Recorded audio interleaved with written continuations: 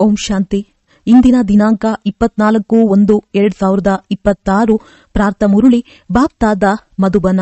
ಮಧುರ ಮಕ್ಕಳೇ, ತಂದೆಯು ನಿಮಗೆ ಯಾವ ವಿದ್ಯೆಯನ್ನು ಓದಿಸುತ್ತಾರೆ ಅದನ್ನು ಬುದ್ಧಿಯಲ್ಲಿಟ್ಟುಕೊಂಡು ಎಲ್ಲರಿಗೂ ಓದಿಸಬೇಕಾಗಿದೆ. ಪ್ರತಿಯೊಬ್ಬರಿಗೆ ತಂದೆಯ ಮತ್ತು ಚಕ್ರದ ಪರಿಚಯ ಕೊಡಬೇಕಾಗಿದೆ.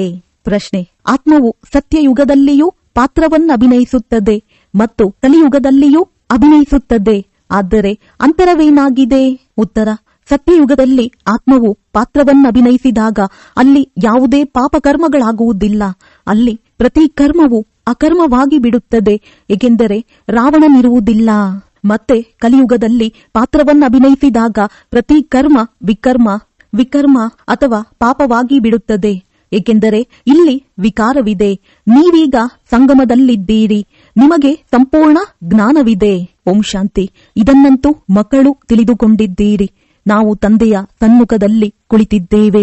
ತಂದೆಯೂ ಸಹ ತಿಳಿದುಕೊಂಡಿದ್ದಾರೆ. ಮಕ್ಕಳು ನನ್ನ ಸನ್ಮುಖದಲ್ಲಿ ಕುಳಿತಿದ್ದಾರೆ. ಇದು ಸಹ ನಿಮಗೆ ತಿಳಿದಿದೆ. ತಂದೆಯು ನಮಗೆ ಶಿಕ್ಷಣ ಕೊಡುತ್ತಾರೆ. ಇದನ್ನು ಮತ್ತೆ ಅನ್ಯರಿಗೆ ಕೊಡಬೇಕಾಗಿದೆ. ಮೊಟ್ಟಮೊದಲು ತಂದೆಯ ಪರಿಚಯ ಕೊಡಬೇಕಾಗಿದೆ, ಏಕೆಂದರೆ ಎಲ್ಲರೂ ತಂದೆಯನ್ನು ಹಾಗೂ ತಂದೆಯ ಶಿಕ್ಷಣವನ್ನು ಮರೆತು ಬಿಟ್ಟಿದ್ದಾರೆ. ಈಗ ತಂದೆಯು ಯಾವ ವಿದ್ಯೆಯನ್ನು ಓದಿಸುತ್ತಾರೆಯೋ ಇದು ಪುನಃ 5000 ವರ್ಷಗಳ ನಂತರವೇ ಸಿಗುವುದು. ಈ ಜ್ಞಾನವು ಮತ್ಯಾರಿಗೂ ಇರುವುದಿಲ್ಲ.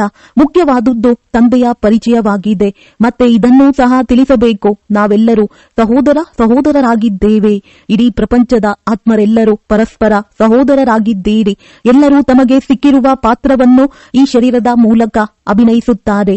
ಈಗಂತೂ ತಂದೆಯು ಹೊಸ ಪ್ರಪಂಚದಲ್ಲಿ ಕರೆದುಕೊಂಡು ಹೋಗುವುದಕ್ಕಾಗಿ ಬಂದಿದ್ದಾರೆ. ಅದಕ್ಕೆ ಸ್ವರ್ಗವೆಂದು ಹೇಳಲಾಗುತ್ತದೆ. ಆದರೆ ನಾವೆಲ್ಲ ಸಹೋದರರು ಪತಿತರಾಗಿದ್ದೇವೆ. ಒಬ್ಬರೂ ಪಾವನರಿಲ್ಲ. ಎಲ್ಲಾ ಪತಿತರನ್ನು ಪಾವನ ಮಾಡುವವರು ಒಬ್ಬರೇ ತಂದೆಯಾಗಿದ್ದಾರೆ. ಇದು ಪತಿತ, ವಿಕಾರಿ, ಭ್ರಷ್ಟಾಚಾರಿ ರಾವಣನ ಪ್ರಪಂಚವಾಗಿದೆ. ರಾವಣನ ಅರ್ಥವೇ ಆಗಿದೆ ಸ್ತ್ರೀಯಲ್ಲಿನ 5 ವಿಕಾರಗಳು ಮತ್ತು ಪುರುಷನಲ್ಲಿರುವ 5 ವಿಕಾರಗಳು. ತಂದೆಯು ಬಹಳ ಸಹಜ ರೀತಿಯಲ್ಲಿ ತಿಳಿಸುತ್ತಾರೆ. ನೀವು ಸಹ ಈ ರೀತಿ ತಿಳಿಸಬಹುದು ಅಂದಾಗ ಮೊಟ್ಟಮೊದಲಿಗೆ ನೀವು ಇದನ್ನು ತಿಳಿಸಿ, ಅವರು ನಾವಾತ್ಮರ ತಂದೆಯಾಗಿದ್ದಾರೆ, ನಾವೆಲ್ಲರೂ ಸಹೋದರರಾಗಿದ್ದೇವೆ, ಇದು ಸರಿಯೇ ಎಂದು ಕೇಳಿದ ಮೇಲೆ ನಾವೆಲ್ಲರೂ ಸಹೋದರರಾಗಿದ್ದೇವೆ ಎಂಬುದನ್ನು ಬರೆಯುವುದಕ್ಕೆ ಹೇಳಿ. ನಮ್ಮ ತಂದೆಯು ಒಬ್ಬರೇ ಆಗಿದ್ದಾರೆ. ಅವರು ನಮ್ಮೆಲ್ಲರ ಪರಮಾತ್ಮನಾಗಿದ್ದಾರೆ. ಅವರಿಗೆ ತಂದೆ ಎಂದು ಹೇಳಲಾಗುತ್ತದೆ. ಇದನ್ನು ಪಕ್ಕಾ ಬುದ್ಧಿಯಲ್ಲಿ ಕೂರಿಸಿ. ಆಗ ಸರ್ವವ್ಯಾಪಿಯ ಮಾತು ಮೊದಲು ಅವರ ಬುದ್ಧಿಯಿಂದ ಹೊರಟು ಹೋಗಲಿ. ಮೊದಲು ತಂದೆಯ ಬಗ್ಗೆ ಓದಬೇಕಾಗಿದೆ. ಆದ್ದರಿಂದ ತಿಳಿಸಿ, ಇದನ್ನು ಕುಳಿತು ಚೆನ್ನಾಗಿ ಬರೆಯಿರಿ. ಮೊದಲು ಸರ್ವವ್ಯಾಪಿ ಎಂದು ಹೇಳುತ್ತಿದ್ದೆವು, ಈಗ ತಿಳಿದುಕೊಂಡಿದ್ದೇನೆ ತಂದೆಯು ಸರ್ವವ್ಯಾಪಿಯಲ್ಲ, ನಾವೆಲ್ಲರೂ ಸಹೋದರರಾಗಿದ್ದೇವೆ. ಎಲ್ಲ ಆತ್ಮರೂ ಸಹ ಪರಮಪಿತ ಪರಮಾತ್ಮ ಎಂದು ಹೇಳುತ್ತಾರೆ. ಅಂದಾಗ ಮೊದಲು ಈ ನಿಶ್ಚಯವನ್ನು ಕುಳ್ಳರಿಸಬೇಕು. ನಾವಾತ್ಮರಾಗಿದ್ದೇವೆ, ಪರಮಾತ್ಮನಲ್ಲ. ನಮ್ಮಲ್ಲಿ ಪರಮಾತ್ಮನು ವ್ಯಾಪಕನಾಗಿಲ್ಲ. ಎಲ್ಲರಲ್ಲಿ ಆತ್ಮವು ವ್ಯಾಪಕವಾಗಿದೆ. ಆತ್ಮವು ಶರೀರದ ಆಧಾರದಿಂದ ಪಾತ್ರವನ್ನಭಿನಯಿಸುತ್ತದೆ. ಇದನ್ನು ಪಕ್ಕಾ ಮಾಡಿಸಿ ಮತ್ತೆ ತಿಳಿಸಿ. ಆ ತಂದೆಯು ಸೃಷ್ಟಿಯ ಆದಿ ಮಧ್ಯ ಅಂತ್ಯದ ಜ್ಞಾನವನ್ನು ತಿಳಿಸುತ್ತಾರೆ. ಈ ಸೃಷ್ಟಿ ಚಕ್ರದ ಆಯುಸ್ಸು ಎಷ್ಟೆಂಬುದನ್ನು ಮತ್ಯಾರೂ ತಿಳಿದುಕೊಂಡಿಲ್ಲ. ತಂದೆಯೇ ಶಿಕ್ಷಕನ ರೂಪದಲ್ಲಿ ಕುಳಿತುಕೊಂಡು ತಿಳಿಸುತ್ತಾರೆ. ಲಕ್ಷಾಂತರ ವರ್ಷಗಳ ಮಾತಿಲ್ಲ. ಈ ಚಕ್ರವು ಅನಾದಿ ನಿಖರವಾಗಿ ಮಾಡಲ್ಪಟ್ಟಿದೆ. ಇದನ್ನು ಅರಿತುಕೊಳ್ಳಬೇಕಾಗಿದೆ. ಸತ್ಯ ತ್ರೇತಾಯುಗವು ಕಳೆಯಿತು. ಅದಕ್ಕೆ ಸ್ವರ್ಗ ಮತ್ತು ಸೆಮಿ ಸ್ವರ್ಗವೆಂದು ಹೇಳಲಾಗುತ್ತದೆ. ಎಲ್ಲಿ ದೇವಿ ದೇವತೆಗಳ ರಾಜ್ಯ ನಡೆಯುತ್ತದೆ. ಸತ್ಯಯುಗದಲ್ಲಿ 16 ಕಲೆಗಳು, ತ್ರೇತಾದಲ್ಲಿ 14 ಕಲೆಗಳಿರುತ್ತವೆ. ನಿಧಾನವಾಗಿ ಕಲೆಗಳು ಕಡಿಮೆಯಾಗುತ್ತಾ ಹೋಗುತ್ತವೆ. ಪ್ರಪಂಚವು ಅವಶ್ಯವಾಗಿ ಹಳೆಯದಾಗುತ್ತದೆ ಎಲ್ಲವೇ. ಸತ್ಯಯುಗದ ಪ್ರಭಾವವು ಬಹಳ ದೊಡ್ಡದಾಗಿದೆ. ಹೆಸರೇ ಆಗಿದೆ ಸ್ವರ್ಗ, ಹೆವೆನ್. ಹೊಸ ಪ್ರಪಂಚ ಅದರ ಮಹಿಮೆಯನ್ನೇ ಮಾಡಬೇಕಾಗಿದೆ. ಹೊಸ ಪ್ರಪಂಚದಲ್ಲಿ ಒಂದು ಆದಿಸನಾತನ ದೇವಿ ದೇವತಾ ಧರ್ಮವಿರುತ್ತದೆ. ಹೀಗೆ ಮೊದಲು ತಂದೆಯ ಪರಿಚಯ, ನಂತರ ಚಕ್ರದ ಪರಿಚಯ ಕೊಡಬೇಕಾಗಿದೆ. ನಿಶ್ಚಯ ಮಾಡಿಸುವುದಕ್ಕಾಗಿ ಚಿತ್ರಗಳು ನಿಮ್ಮ ಬಳಿ ಇದೆ. ಈ ಸೃಷ್ಟಿ ಚಕ್ರವು ಸುತ್ತುತ್ತಿರುತ್ತದೆ. ಸತ್ಯಯುಗದಲ್ಲಿ ಲಕ್ಷ್ಮೀನಾರಾಯಣರ ರಾಜ್ಯವಿತ್ತು. ತ್ರೇತಾಯುಗದಲ್ಲಿ ರಾಮ ಸೀತೆಯರ ರಾಜ್ಯವಿತ್ತು. ಇದು ಅರ್ಧಕಲ್ಪವಾಯಿತು. 2 ಯುಗಗಳು ಕಳೆಯಿತು. ನಂತರ ದ್ವಾಪರ ಕಲಿಯುಗವು ಬರುತ್ತದೆ. ದ್ವಾಪರದಲ್ಲಿ ರಾವಣ ರಾಜ್ಯವಿರುತ್ತದೆ. ದೇವತೆಗಳು ವಾಮ ಮಾರ್ಗದಲ್ಲಿ ಹೋಗುತ್ತಾರೆ. ಆದ್ದರಿಂದ ಆಗ ವಿಕಾರದ ಪದ್ಧತಿಯಾಗಿ ಬಿಡುತ್ತದೆ. ಸತ್ಯಾತ್ರೇತಾ ಯುಗದಲ್ಲಿ ಎಲ್ಲರೂ ನಿರ್ವಿಕಾರಿಗಳಾಗಿರುತ್ತಾರೆ. ಒಂದು ಆದಿಸನಾತನ ದೇವಿ ದೇವತಾ ಧರ್ಮವಿರುತ್ತದೆ. ಚಿತ್ರಗಳನ್ನು ತೋರಿಸಬೇಕು, ಚಿತ್ರಗಳಿಲ್ಲದೆಯೂ ತಿಳಿಸಬೇಕಾಗಿದೆ. ತಂದೆಯು ನಮಗೆ ಶಿಕ್ಷಕನಾಗಿ ಈ ರೀತಿ ಓದಿಸುತ್ತಾರೆ. ತಂದೆಯು ತಮ್ಮ ಪರಿಚಯವನ್ನು ತಾವೇ ಬಂದು ಕೊಡುತ್ತಾರೆ. ತಂದೆಯು ತಿಳಿಸುತ್ತಾರೆ, ನಾನು ಪತಿತರನ್ನು ಪಾವನ ಮಾಡಲು ಬರುತ್ತೇನೆ ಅಂದ ಮೇಲೆ ನನಗೆ ಶರೀರವು ಖಂಡಿತ ಬೇಕು. ಇಲ್ಲವೆಂದರೆ ಹೇಗೆ ಮಾತನಾಡಲಿ? ನಾನು ಸತ್ಯ ಚೈತನ್ಯನಾಗಿದ್ದೇನೆ ಮತ್ತು ಅಮರನಾಗಿದ್ದೇನೆ. ಆತ್ಮವು ಸತೋ ರಜೋ ತಮೋದಲ್ಲಿ ಬರುತ್ತದೆ. ಆತ್ಮವೇ ಪತಿತ ಮತ್ತು ಪಾವನವಾಗುತ್ತದೆ. ಆದ್ದರಿಂದ ಪತಿತ ಆತ್ಮ ಪಾವನ ಆತ್ಮ ಎಂದು ಹೇಳಲಾಗುತ್ತದೆ. ಆತ್ಮದಲ್ಲಿಯೇ ಎಲ್ಲಾ ಸಂಸ್ಕಾರವಿದೆ. ಇಂದಿನ ಕರ್ಮ ಹಾಗೂ ವಿಕರ್ಮದ ಸಂಸ್ಕಾರವನ್ನು ಆತ್ಮವು ತೆಗೆದುಕೊಂಡು ಬರುತ್ತದೆ. ಸತ್ಯಯುಗದಲ್ಲಿ ವಿಕರ್ಮವಾಗುವುದೇ ಇಲ್ಲ.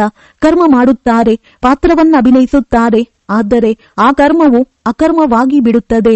ಗೀತೆಯಲ್ಲಿಯೂ ಅಕ್ಷರವಿದೆ. ನೀವೀಗ ಪ್ರತ್ಯಕ್ಷದಲ್ಲಿ ತಿಳಿದುಕೊಳ್ಳುತ್ತಿದ್ದೀರಿ. ನಿಮಗೆ ತಿಳಿದಿದೆ. ಹಳೆಯ ಪ್ರಪಂಚವನ್ನು ಪರಿವರ್ತಿಸಿ ಹೊಸ ಪ್ರಪಂಚವನ್ನು ಸ್ಥಾಪಿಸಲು ತಂದೆಯು ಬಂದಿದ್ದಾರೆ. ಅಲ್ಲಿ ಕರ್ಮವು ಅಕರ್ಮವಾಗಿ ಬಿಡುತ್ತದೆ. ಅದಕ್ಕೆ ಸತ್ಯಯುಗವೆಂದು ಹೇಳಲಾಗುತ್ತದೆ. ಮತ್ತು ಎಲ್ಲಿ ಎಲ್ಲಾ ಕರ್ಮಗಳು ವಿಕರ್ಮಗಳಾಗುವುದೋ ಅದಕ್ಕೆ ಕಲಿಯುಗವೆಂದು ಹೇಳಲಾಗುತ್ತದೆ. ನೀವೀಗ ಸಂಗಮದಲ್ಲಿದ್ದೀರಿ. ತಂದೆಯು ಎರಡೂ ಕಡೆಯ ಮಾತುಗಳನ್ನು ತಿಳಿಸುತ್ತಾರೆ. ಸತ್ಯಾತ್ರೇತಾ ಯುಗವು ಪವಿತ್ರ ಪ್ರಪಂಚವಾಗಿದೆ. ಅಲ್ಲಿ ಯಾವುದೇ ಪಾಪವಾಗುವುದಿಲ್ಲ. ಯಾವಾಗ ರಾವಣ ರಾಜ್ಯವು ಆರಂಭವಾಗುವುದೋ ಆಗಲೇ ಪಾಪಗಳಾಗುತ್ತವೆ. ಸತ್ಯಯುಗದಲ್ಲಿ ವಿಕಾರದ ಹೆಸರಿರುವುದಿಲ್ಲ. ರಾಮರಾಜ್ಯ ಮತ್ತು ರಾವಣ ರಾಜ್ಯದ ಚಿತ್ರಗಳು ಸನ್ಮುಖದಲ್ಲಿವೆ. ತಂದೆಯು ತಿಳಿಸುತ್ತಾರೆ, ಇದು ವಿದ್ಯೆಯಾಗಿದೆ. ತಂದೆಯ ವಿನಃ ಮತ್ಯಾರೂ ತಿಳಿದುಕೊಂಡಿಲ್ಲ. ಈ ವಿದ್ಯೆಯು ನಿಮ್ಮ ಬುದ್ಧಿಯಲ್ಲಿರಬೇಕು. ಇದರಿಂದ ತಂದೆಯ ನೆನಪು ಬರುತ್ತದೆ. ಚಕ್ರವು ಬುದ್ಧಿಯಲ್ಲಿ ಬಂದು ಬಿಡುತ್ತದೆ. ಸೆಕೆಂಡಿನಲ್ಲಿ ಎಲ್ಲವೂ ನೆನಪಿಗೆ ಬಂದು ಬಿಡುತ್ತದೆ. ವರ್ಣನೆ ಮಾಡುವುದರಲ್ಲಿ ತಡವಾಗುತ್ತದೆ. ಇದಕ್ಕೆ 3 ಕಾರಂಜಿಗಳಿವೆ. ವೃಕ್ಷವು ಈ ರೀತಿ ಇರುತ್ತದೆ. ಬೀಜ ಮತ್ತು ವೃಕ್ಷವು ಸೆಕೆಂಡಿನಲ್ಲಿ ನೆನಪಿಗೆ ಬಂದು ಬಿಡುತ್ತದೆ. ಈ ಬೀಜವು ಇಂತಹ ವೃಕ್ಷದ್ದಾಗಿದೆ. ಇದರಿಂದ ಈ ರೀತಿ ಫಲ ಬಿಡುತ್ತದೆ. ಈ ಬೇಅದ್ದಿನ ಮನುಷ್ಯ ಸೃಷ್ಟಿ ರೂಪಿ ವೃಕ್ಷವು ಹೇಗಿದೆ ಎಂಬುದರ ರಹಸ್ಯವನ್ನು ನೀವು ತಿಳಿಸುತ್ತೀರಿ. ಮಕ್ಕಳಿಗೆ ಎಲ್ಲವನ್ನೂ ತಿಳಿಸಿದ್ದಾರೆ. ಅರ್ಧಕಲ್ಪ ಹೇಗೆ ರಾಜ್ಯ ನಡೆಯುತ್ತದೆ. ನಂತರ ರಾವಣ ರಾಜ್ಯವಾದಾಗ ಸತ್ಯತ್ರೇತ ಯುಗವಾಸಿಗಳೇ ದ್ವಾಪರ ವಾಸಿಗಳಾಗುತ್ತಾರೆ. ವೃಕ್ಷವು ವೃದ್ಧಿ ಹೊಂದುತ್ತಿರುತ್ತದೆ. ಅರ್ಧಕಲ್ಪದ ನಂತರ ರಾವಣ ರಾಜ್ಯವಾಗುತ್ತದೆ. ವಿಕಾರಿಗಳಾಗಿ ಬಿಡುತ್ತಾರೆ. ತಂದೆಯಿಂದ ಯಾವ ಆಸ್ತಿಯು ಸಿಕ್ಕಿತೋ ಅದು ಅರ್ಧಕಲ್ಪ ನಡೆಯಿತು. ಜ್ಞಾನವನ್ನು ತಿಳಿಸಿ ಆಸ್ತಿಯನ್ನು ಕೊಟ್ಟರು. ಆ ಪ್ರಾರಬ್ಧವನ್ನು ಭೋಗಿಸಿದ್ದೀರಿ. ಅರ್ಥಾತ್ ಸತ್ಯತ್ರೇತಾ ಯುಗದಲ್ಲಿ ಸುಖ ಪಡೆದಿರಿ. ಅದಕ್ಕೆ ಸುಖಧಾಮ ಸತ್ಯಯುಗವೆಂದು ಹೇಳಲಾಗುತ್ತದೆ. ಅಲ್ಲಿ ದುಃಖವಿರುವುದೇ ಇಲ್ಲ. ತಂದೆಯು ಎಷ್ಟು ಸಹಜವಾಗಿ ತಿಳಿಸುತ್ತಾರೆ. ಒಬ್ಬರಿಗೆ ತಿಳಿಸುತ್ತೀರೋ ಅಥವಾ ಅನೇಕರಿಗೆ ತಿಳಿಸುತ್ತೀರೋ ಆಗ ಅವರು ತಿಳಿದುಕೊಳ್ಳುತ್ತಿದ್ದಾರೆ. ಹೌದು ಹೌದು ಎನ್ನುತ್ತಾರೆಯೇ ಎಂಬುದರ ಮೇಲೆ ಗಮನ ಕೊಡಿ. ಬರೆದುಕೊಳ್ಳುತ್ತಾ ಹೋಗಿ. ಯಾವುದೇ ಸಂಶಯವಿದ್ದರೆ ಕೇಳಿರಿ ಎಂದು ತಿಳಿಸಿ. ಯಾವ ಮಾತನ್ನು ಯಾರು ತಿಳಿದುಕೊಂಡಿಲ್ಲವೋ ನಾವು ಅದನ್ನು ತಿಳಿಸುತ್ತೇವೆ. ನೀವು ಏನನ್ನೂ ತಿಳಿದುಕೊಂಡಿಲ್ಲ ಅಂದ ಮೇಲೆ ಮತ್ತೇನು ಕೇಳುವಿರಿ? ತಂದೆಯು ಈ ಬೇಅದ್ದಿನ ವೃಕ್ಷದ ರಹಸ್ಯವನ್ನು ತಿಳಿಸುತ್ತಾರೆ. ಈ ಜ್ಞಾನವನ್ನು ನೀವೀಗ ತಿಳಿದುಕೊಳ್ಳುತ್ತೀರಿ. ತಂದೆಯು ತಿಳಿಸಿದ್ದಾರೆ, ನೀವು 84 ಜನ್ಮಗಳ ಚಕ್ರದಲ್ಲಿ ಹೇಗೆ ಬರುತ್ತೀರಿ. ಇದನ್ನು ಚೆನ್ನಾಗಿ ಬರೆದಿಟ್ಟುಕೊಳ್ಳಿ. ನಂತರ ಇದರ ಮೇಲೆ ವಿಚಾರ ಮಾಡಿ. ಹೇಗೆ ಶಿಕ್ಷಕರು ಪ್ರಬಂಧ ಕೊಡುತ್ತಾರೆ, ಮತ್ತೆ ಮನೆಗೆ ಹೋಗಿ ವಿದ್ಯಾರ್ಥಿಗಳು ರಿವೈಸ್ ಮಾಡಿಕೊಂಡು ಬರುತ್ತಾರಲ್ಲವೇ, ನೀವು ಸಹ ಈ ಜ್ಞಾನವನ್ನು ಕೊಡುತ್ತೀರಿ. ನಂತರ ನೋಡಿ ಏನಾಗುವುದು. ಕೇಳುತ್ತಾ ಇರಿ. ಒಂದೊಂದು ಮಾತನ್ನು ಚೆನ್ನಾಗಿ ತಿಳಿಸಿ. ತಂದೆ ಶಿಕ್ಷಕರ ಕರ್ತವ್ಯವನ್ನು ತಿಳಿಸಿ. ನಂತರ ಗುರುವಿನ ಬಗ್ಗೆ ತಿಳಿಸಿ. ಬಂದು ನಾವು ಪತಿತರನ್ನು ಪಾವನ ಮಾಡಿ ಎಂದೇ ಅವರನ್ನು ಕರೆದಿರಿ. ಆತ್ಮವು ಪಾವನವಾದರೆ ಮತ್ತೆ ಪಾವನ ಶರೀರವೇ ಸಿಗುತ್ತದೆ. ಎಂತಹ ಚಿನ್ನವೋ ಅದರಂತೆಯೇ ಆಭರಣಗಳಾಗುತ್ತವೆ. 24 ಕ್ಯಾರೆಟ್ನ ಚಿನ್ನದಲ್ಲಿ ಲೋಹವನ್ನು ಬೆರಕೆ ಮಾಡದಿದ್ದರೆ ಆಭರಣಗಳೂ ಸಹ ಅದೇ ರೀತಿ ಸತೋಪ್ರಧಾನವಾಗಿರುತ್ತವೆ. ಲೋಹವನ್ನು ಬೆರೆಸುವುದರಿಂದ ತಮೋ ಪ್ರಧಾನವಾಗಿ ಬಿಟ್ಟಿದೆ. ಮೊಟ್ಟ ಮೊದಲು ಭಾರತವು 24 ಕ್ಯಾರೆಟ್ ಅಪ್ಪಟ ಚಿನ್ನದ ಪಕ್ಷಿಯಾಗಿತ್ತು. ಅರ್ಥಾತ್ ಸತೋ ಪ್ರಧಾನ ಹೊಸ ಪ್ರಪಂಚವಾಗಿತ್ತು, ನಂತರ ತಮೋ ಪ್ರಧಾನವಾಗಿದೆ. ಇದನ್ನು ತಂದೆಯೇ ತಿಳಿಸುತ್ತಾರೆ. ಮತ್ಯಾವ ಮನುಷ್ಯ ಗುರುಗಳು ತಿಳಿದುಕೊಂಡಿಲ್ಲ. ಬಂದು ಪಾವನ ಮಾಡಿ ಎಂದು ಕರೆಯುತ್ತಾರೆ. ಅಂದ ಮೇಲೆ ಗುರುವಿನದ್ದೇ ಕರ್ತವ್ಯವಾಗಿದೆ. ವಾನಪ್ರಸ್ಥ ಸ್ಥಿತಿಯಲ್ಲಿ ಮನುಷ್ಯರು ಗುರುಗಳನ್ನು ಮಾಡಿಕೊಳ್ಳುತ್ತಾರೆ. ವಾಣಿಯಿಂದ ದೂರದ ಸ್ಥಾನವಂತೂ ನಿರಾಕಾರಿ ಪ್ರಪಂಚವಾಗಿದೆ. ಅಲ್ಲಿ ಆತ್ಮರಿರುತ್ತಾರೆ. ಇದು ಸಾಕಾರಿ ಪ್ರಪಂಚವಾಗಿದೆ. ಇದು ಎರಡರ ಮಿಲನವಾಗಿದೆ. ಅಲ್ಲಂತೂ ಶರೀರವಿರುವುದಿಲ್ಲ. ಅಲ್ಲಿ ಯಾವುದೇ ಕರ್ಮವಾಗುವುದಿಲ್ಲ. ತಂದೆಯಲ್ಲಿ ಸಂಪೂರ್ಣ ಜ್ಞಾನವಿದೆ. ಡ್ರಾಮಾ ಪ್ಲಾನ್ ಅನುಸಾರ ಅವರಿಗೆ ಜ್ಞಾನಪೂರ್ಣನೆಂದು ಹೇಳಲಾಗುತ್ತದೆ. ಅವರು ಚೈತನ್ಯ ಸಚ್ಚಿತ್ ಆನಂದ ಸ್ವರೂಪನಾಗಿರುವ ಕಾರಣ ಅವರಿಗೆ ಜ್ಞಾನಪೂರ್ಣನೆಂದು ಹೇಳಲಾಗುತ್ತದೆ. ಏ ಪತಿತ ಪಾವನ ಜ್ಞಾನಸಾಗರ ಶಿವ ತಂದೆ ಎಂದೇ ಕರೆಯುತ್ತಾರೆ. ಅವರ ಹೆಸರು ಸದಾ ಶಿವನೆಂದೇ ಆಗಿದೆ. ಉಳಿದೆಲ್ಲ ಆತ್ಮರು ಪಾತ್ರವನ್ನಭಿನಯಿಸಲು ಬರುತ್ತಾರೆ. ಆಗ ಭಿನ್ನ ಭಿನ್ನ ನಾಮಗಳನ್ನು ಧಾರಣೆ ಮಾಡುತ್ತಾರೆ. ತಂದೆಯನ್ನು ಕರೆಯುತ್ತಾರೆ. ಆದರೆ ಅವರಿಗೇನು ತಿಳುವಳಿಕೆ ಇಲ್ಲ. ಅವಶ್ಯವಾಗಿ ಭಾಗ್ಯಶಾಲಿ ರಥವೂ ಇರುವರು. ಯಾರಲ್ಲಿ ತಂದೆಯು ಪ್ರವೇಶ ಮಾಡಿ ನಿಮ್ಮನ್ನು ಪಾವನ ಪ್ರಪಂಚದಲ್ಲಿ ಕರೆದುಕೊಂಡು ಹೋಗುವರು. ಆದ್ದರಿಂದ ತಂದೆಯು ತಿಳಿಸುತ್ತಾರೆ, ಮಧುರಾತಿ ಮಧುರ ಮಕ್ಕಳೇ, ಯಾರು ಬಹಳ ಜನ್ಮಗಳ ಅಂತಿಮದಲ್ಲಿದ್ದಾರೆ, ಪೂರ್ಣ 84 ಜನ್ಮಗಳನ್ನು ತೆಗೆದುಕೊಳ್ಳುತ್ತಾರೆಯೋ ಅವರ ತನುವಿನಲ್ಲಿ ನಾನು ಬರುತ್ತೇನೆ. ಭಾಗ್ಯಶಾಲಿ ರಥದಲ್ಲಿ ಬರಬೇಕಾಗುತ್ತದೆ. ಮೊದಲ ನಂಬರಿನಲ್ಲಂತೂ ಶ್ರೀಕೃಷ್ಣನಿದ್ದಾನೆ. ಕೃಷ್ಣನು ಹೊಸ ಪ್ರಪಂಚದ ಮಾಲೀಕನಾಗಿದ್ದಾನೆ. ಮತ್ತೆ ಅದೇ ಶ್ರೀಕೃಷ್ಣನು ಕೆಳಗಿಳಿಯುತ್ತಾನೆ. ಸ್ವರ್ಣಿಮ ಯುಗದಿಂದ ಬೆಳ್ಳಿಯ ಯುಗ, ತಾಮ್ರದ ಯುಗ, ಕಬ್ಬಿಣದ ಯುಗದಲ್ಲಿ ಬಂದು ಬಿಡುತ್ತಾರೆ. ನೀವೀಗ ಮತ್ತೆ ಕಬ್ಬಿಣದಿಂದ ಚಿನ್ನವಾಗುತ್ತಿದ್ದೀರಿ. ತಂದೆಯು ತಿಳಿಸುತ್ತಾರೆ, ಕೇವಲ ತಂದೆಯಾದ ನನ್ನನ್ನು ನೆನಪು ಮಾಡಿ. ಯಾರಲ್ಲಿ ಪ್ರವೇಶ ಮಾಡಿದ್ದೇನೆಯೋ ಅವರ ಆತ್ಮದಲ್ಲಂತೂ ಸ್ವಲ್ಪವೂ ಜ್ಞಾನವಿರಲಿಲ್ಲ. ನಾನು ಇವರಲ್ಲಿ ಪ್ರವೇಶ ಮಾಡುತ್ತೇನೆ. ಆದ್ದರಿಂದ ಇವರಿಗೆ ಭಾಗ್ಯಶಾಲಿ ರಥವೆಂದು ಹೇಳಲಾಗುತ್ತದೆ. ಇಲ್ಲವಾಗಿದ್ದರೆ ಎಲ್ಲರಿಗಿಂತ ಶ್ರೇಷ್ಠರಂತೂ ಈ ಲಕ್ಷ್ಮೀ ನಾರಾಯಣರಾಗಿದ್ದಾರೆ. ಅಂದ ಮೇಲೆ ಅವರಲ್ಲಿ ಪ್ರವೇಶ ಮಾಡಬೇಕಿತ್ತು. ಆದರೆ ಇವರಲ್ಲಿ ಪರಮಾತ್ಮನು ಪ್ರವೇಶ ಮಾಡುವುದಿಲ್ಲ.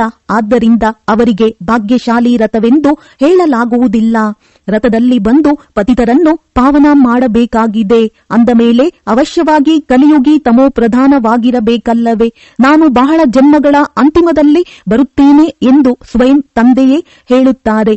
ಗೀತೆಯಲ್ಲಿಯೂ ಅಕ್ಷರವು ನಿಖರವಾಗಿದೆ. ಗೀತೆಯನ್ನು ಸರ್ವಶಾಸ್ತ್ರಮಯಿ ಶಿರೋಮಣಿ ಎಂದು ಹೇಳಲಾಗುತ್ತದೆ. ಈ ಸಂಗಮ ಯುಗದಲ್ಲಿಯೇ ತಂದೆಯು ಬಂದು ಬ್ರಾಹ್ಮಣ ಕುಲ ಮತ್ತು ದೇವತಾ ಕುಲವನ್ನು ಸ್ಥಾಪನೆ ಮಾಡುತ್ತಾರೆ. ಬಹಳ ಜನ್ಮಗಳ ಅಂತಿಮದಲ್ಲಿ ಅರ್ಥಾತ್ ಸಂಗಮದಲ್ಲಿಯೇ ತಂದೆಯು ಬರುತ್ತಾರೆ. ತಿಳಿಸುತ್ತಾರೆ, ನಾನು ಬೀಜರೂಪನಾಗಿದ್ದೇನೆ. ಕೃಷ್ಣನಂತೂ ಸತ್ಯಯುಗದ ನಿವಾಸಿಯಾಗಿದ್ದಾನೆ. ಕೃಷ್ಣನನ್ನು ಮತ್ಯಾವ ಜಾಗದಲ್ಲಿಯೂ ಯಾರು ನೋಡಲು ಸಾಧ್ಯವಿಲ್ಲ. ಪುನರ್ಜನ್ಮದಲ್ಲಂತೂ ನಾಮ, ರೂಪ, ದೇಶ, ಕಾಲ ಎಲ್ಲವೂ ಬದಲಾಗುತ್ತದೆ. ರೂಪವೇ ಬದಲಾಗಿ ಬಿಡುತ್ತದೆ. ಮೊದಲು ಚಿಕ್ಕ ಮಗು ಸುಂದರವಾಗಿರುತ್ತದೆ. ನಂತರ ದೊಡ್ಡವರಾಗುತ್ತಾರೆ. ಅವರು ಮತ್ತೆ ಶರೀರವನ್ನು ಬಿಟ್ಟು ಇನ್ನೊಂದು ಚಿಕ್ಕ ಶರೀರವನ್ನು ತೆಗೆದುಕೊಳ್ಳುತ್ತಾರೆ. ಈ ಮಾಡಲ್ಪಟ್ಟ ಆಟವು ನಿಗದಿಯಾಗಿದೆ. ಇನ್ನೊಂದು ಶರೀರವನ್ನು ತೆಗೆದುಕೊಂಡಾಗ ಅವರಿಗೆ ಕೃಷ್ಣನೆಂದು ಹೇಳುವುದಿಲ್ಲ. ಏಕೆಂದರೆ ಇನ್ನೊಂದು ಶರೀರದ ಮೇಲೆ ಹೆಸರು ಇತ್ಯಾದಿಗಳೂ ಸಹ ಬದಲಾಗಿರುತ್ತದೆ. ಸಮಯ, ರೂಪ, ತಿಥಿ, ತಾರೀಕು ಇತ್ಯಾದಿಗಳೆಲ್ಲವೂ ಬದಲಾಗುತ್ತದೆ. ವಿಶ್ವದ ಇತಿಹಾಸ, ಭೂಗೋಳವು ಚಾಚೂ ತಪ್ಪದೆ ಪುನರಾವರ್ತನೆ ಆಗುತ್ತದೆ ಎಂದು ಹೇಳಲಾಗುತ್ತದೆ. ಅಂದಾಗ ಈ ನಾಟಕವು ಪುನರಾವರ್ತನೆ ಆಗುತ್ತಿರುತ್ತದೆ. ಸತೋ ರಜೋ ತಮೋದಲ್ಲಿ ಬರಲೇಬೇಕಾಗಿದೆ. ಸೃಷ್ಟಿಯ ಹೆಸರು, ಯುಗದ ಹೆಸರು ಎಲ್ಲವೂ ಬದಲಾಗುತ್ತಿರುತ್ತದೆ. ಈಗ ಇದು ಸಂಗಮ ಯುಗವಾಗಿದೆ. ನಾನು ಸಂಗಮದಲ್ಲಿಯೇ ಬರುತ್ತೇನೆ. ನಾನು ನಿಮಗೆ ಇಡೀ ಪ್ರಪಂಚದ ಚರಿತ್ರೆ, ಭೂಗೋಳವನ್ನು ಸತ್ಯವಾಗಿ ತಿಳಿಸುತ್ತೇನೆ. ಆದಿಯಿಂದ ಹಿಡಿದು ಅಂತ್ಯದವರೆಗೆ ಮತ್ಯಾರೂ ತಿಳಿದುಕೊಂಡಿಲ್ಲ. ಸತ್ಯಯುಗದ ಆಯಸ್ಸು ಎಷ್ಟಾಗಿತ್ತು ಎಂಬುದು ತಿಳಿಯದೇ ಇರುವ ಕಾರಣ ಅವರು ಲಕ್ಷಾಂತರ ವರ್ಷಗಳೆಂದು ಹೇಳಿಬಿಡುತ್ತಾರೆ. ಈಗ ನಿಮ್ಮ ಬುದ್ಧಿಯಲ್ಲಿ ಎಲ್ಲಾ ಮಾತುಗಳಿವೆ. ನೀವು ತಮ್ಮಲ್ಲಿ ಇದನ್ನು ಪಕ್ಕ ಮಾಡಿಕೊಳ್ಳಬೇಕು. ತಂದೆಯು ತಂದೆ, ಶಿಕ್ಷಕ, ಸದ್ಗುರುವಾಗಿದ್ದಾರೆ. ಅವರು ಪುನಃ ಸತೋಪ್ರಧಾನರಾಗುವುದಕ್ಕಾಗಿ ಬಹಳ ಒಳ್ಳೆಯ ಯುಕ್ತಿಯನ್ನು ತಿಳಿಸುತ್ತಾರೆ. ಗೀತೆಯಲ್ಲಿಯೂ ಇದೆ, ದೇಹ ಸಹಿತ ದೇಹದ ಎಲ್ಲಾ ಧರ್ಮಗಳನ್ನು ಬಿಟ್ಟು ತಮ್ಮನ್ನು ಆತ್ಮನೆಂದು ತಿಳಿಯಿರಿ. ಹಿಂತಿರುಗಿ ತಮ್ಮ ಮನೆಗೆ ಅವಶ್ಯವಾಗಿ ಹೋಗಬೇಕಾಗಿದೆ. ಭಕ್ತಿ ಮಾರ್ಗದಲ್ಲಿ ಭಗವಂತನ ಬಳಿ ಹೋಗುವುದಕ್ಕಾಗಿ ಎಷ್ಟೊಂದು ಪರಿಶ್ರಮ ಪಡುತ್ತಾರೆ. ಅದು ಕರ್ಮದಿಂದ ಮುಕ್ತರಾಗಿರುವ ಮುಕ್ತಿಧಾಮವಾಗಿದೆ. ನಾವು ನಿರಾಕಾರಿ ಪ್ರಪಂಚದಲ್ಲಿ ಹೋಗಿ ಕುಳಿತುಕೊಳ್ಳುತ್ತೇವೆ. ಪಾತ್ರಧಾರಿಯು ಮನೆಗೆ ಹೋದರೆಂದರೆ ಪಾತ್ರದಿಂದ ಮುಕ್ತರಾದರು. ನಾವು ಮುಕ್ತಿ ಹೊಂದಬೇಕೆಂದು ಎಲ್ಲರೂ ಬಯಸುತ್ತಾರೆ. ಮೋಕ್ಷವಂತೂ ಯಾರಿಗೂ ಸಿಗಲು ಸಾಧ್ಯವಿಲ್ಲ. ಈ ನಾಟಕವು ಅನಾದಿ ಅವಿನಾಶಿಯಾಗಿದೆ. ಈ ಬಂದು ಹೋಗುವ ಪಾತ್ರವೂ ನಮಗೆ ಇಷ್ಟವಿಲ್ಲವೆಂದು ಯಾರಾದರೂ ಹೇಳಬಹುದು. ಆದರೆ ಇದರಲ್ಲಿ ಯಾರೇನೂ ಮಾಡಲು ಸಾಧ್ಯವಿಲ್ಲ. ಈ ಅನಾದಿ ನಾಟಕವು ಮಾಡಲ್ಪಟ್ಟಿದೆ. ಯಾರೊಬ್ಬರೂ ಮೋಕ್ಷವನ್ನು ಹೊಂದಲು ಸಾಧ್ಯವಿಲ್ಲ. ಅವೆಲ್ಲವೂ ಅನೇಕ ಪ್ರಕಾರದ ಮನುಷ್ಯ ಮತಗಳಾಗಿವೆ. ಇದು ಶ್ರೇಷ್ಠರನ್ನಾಗಿ ಮಾಡಲು ಶ್ರೀಮತವಾಗಿದೆ. ಮನುಷ್ಯರಿಗೆ ಶ್ರೇಷ್ಠರೆಂದು ಹೇಳುವುದಿಲ್ಲ, ದೇವತೆಗಳಿಗೆ ಹೇಳಲಾಗುತ್ತದೆ. ಅವರ ಮುಂದೆ ಎಲ್ಲರೂ ನಮನ ಮಾಡುತ್ತಾರೆ. ಅಂದ ಮೇಲೆ ಅವರು ಶ್ರೇಷ್ಠರಾದರಲ್ಲವೇ? ಕೃಷ್ಣ ದೇವತೆಯು ವೈಕುಂಠದ ರಾಜಕುಮಾರನಾಗಿದ್ದಾರೆ. ಅವರು ಇಲ್ಲಿಗೆ ಹೇಗೆ ಬರುವರು? ಕೃಷ್ಣನು ಗೀತೆಯನ್ನು ತಿಳಿಸಲಿಲ್ಲ. ಶಿವನ ಮುಂದೆ ಹೋಗಿ ನಮಗೆ ಮುಕ್ತಿ ಕೊಡಿ ಎಂದು ಹೇಳುತ್ತಾರೆ. ಅವರು ಎಂದೂ ಜೀವನ್ಮುಕ್ತ ಅಥವಾ ಜೀವನ ಬಂಧನದಲ್ಲಿ ಬರುವುದಿಲ್ಲ. ಆದ್ದರಿಂದ ನಮಗೆ ಮುಕ್ತಿ ಕೊಡಿ ಎಂದು ಅವರನ್ನೇ ಕೇಳುತ್ತಾರೆ. ಜೀವನ್ಮುಕ್ತಿಯನ್ನು ಅವರೇ ಕೊಡುತ್ತಾರೆ. ಒಳ್ಳೆಯದು. ಮಧುರಾತಿ ಮಧುರ ಅಗಲಿ ಹೋಗಿ ಮರಳಿ ಸಿಕ್ಕಿರುವ ಮಕ್ಕಳ ಪ್ರತಿ ಮಾತ್ಪಿತಾ ಬಾಪ್ ತಾದಾರವರ ನೆನಪು, ಪ್ರೀತಿ ಹಾಗೂ ಸುಪ್ರಭಾತ. ಆತ್ಮಿಕ ಮಕ್ಕಳಿಗೆ ಆತ್ಮಿಕ ತಂದೆಯ ನಮಸ್ತೆ. ಧಾರಣೆಗಾಗಿ ಮುಖ್ಯ ಸಾರ. ನಾವೆಲ್ಲರೂ ಆತ್ಮರೂಪದಲ್ಲಿ ಸಹೋದರರಾಗಿದ್ದೇವೆ. ಈ ಪಾಠವನ್ನು ಪಕ್ಕಾ ಮಾಡಿಕೊಳ್ಳಬೇಕು ಮತ್ತು ಮಾಡಿಸಬೇಕಾಗಿದೆ. ತನ್ನ ಸಂಸ್ಕಾರಗಳನ್ನು ನೆನಪಿನಿಂದ ಸಂಪೂರ್ಣ ಪಾವನ ಮಾಡಿಕೊಳ್ಳಬೇಕಾಗಿದೆ. ಎರಡನೆಯದು, 24 ಕ್ಯಾರೆಟ್ನ ಸತ್ಯ ಚಿನ್ನ ಸತೋ ಪ್ರಧಾನ ಆಗಲು ಕರ್ಮ ಅಕರ್ಮ ವಿಕರ್ಮದ ಗುಹ್ಯ ಗತಿಯನ್ನು ಬುದ್ಧಿಯಲ್ಲಿಟ್ಟುಕೊಂಡು ಈಗ ಯಾವುದೇ ವಿಕರ್ಮ ಮಾಡಬಾರದು. ವರದಾನ: ಗಾಬರಿಯಾಗುವ ನೃತ್ಯವನ್ನು ಬಿಟ್ಟು ಸದಾ ಖುಷಿಯ ನೃತ್ಯವನ್ನು ಮಾಡುವಂತಹ ಮಾಸ್ಟರ್ ಜ್ಞಾನಪೂರ್ಣ ಭವ.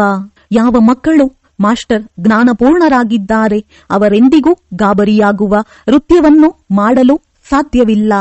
ಸೆಕೆಂಡಿನಲ್ಲಿ ಏಣಿಯನ್ನಿಳಿಯುವುದು, ಸೆಕೆಂಡಿನಲ್ಲಿ ಹತ್ತುವ ಸಂಸ್ಕಾರವನ್ನೀಗ ಪರಿವರ್ತನೆ ಮಾಡಿಕೊಳ್ಳುತ್ತೀರೆಂದರೆ ತೀವ್ರಗತಿಯಲ್ಲಿ ಹೋಗುವಿರಿ. ಇದಕ್ಕಾಗಿ ಕೇವಲ ಸಿಕ್ಕಿರುವ ಅಧಿಕಾರ, ಜ್ಞಾನ, ಪರಿವಾರದ ಸಹಯೋಗವನ್ನು ಉಪಯೋಗ ಮಾಡಿರಿ. ತಂದೆಯ ಕೈಯಲ್ಲಿ ಶ್ರೀಮತ ಕೈಕೊಟ್ಟು ನಡೆಯುತ್ತೀರೆಂದರೆ ಖುಷಿಯ ನೃತ್ಯವನ್ನು ಮಾಡುತ್ತಾ ಇರುತ್ತೀರಿ. ಗಾಬರಿಯಾಗುವ ನೃತ್ಯವಾಗಲು ಸಾಧ್ಯವಿಲ್ಲ. ಆದರೆ ಯಾವಾಗ ಮಾಯೆಯ ಕೈಯನ್ನು ಮನ್ಮತ ಪರಮತ ಹಿಡಿಯುವಿರೆಂದರೆ ಅದೇ ಗಾಬರಿಯಾಗುವ ನೃತ್ಯವಾಗುವುದು.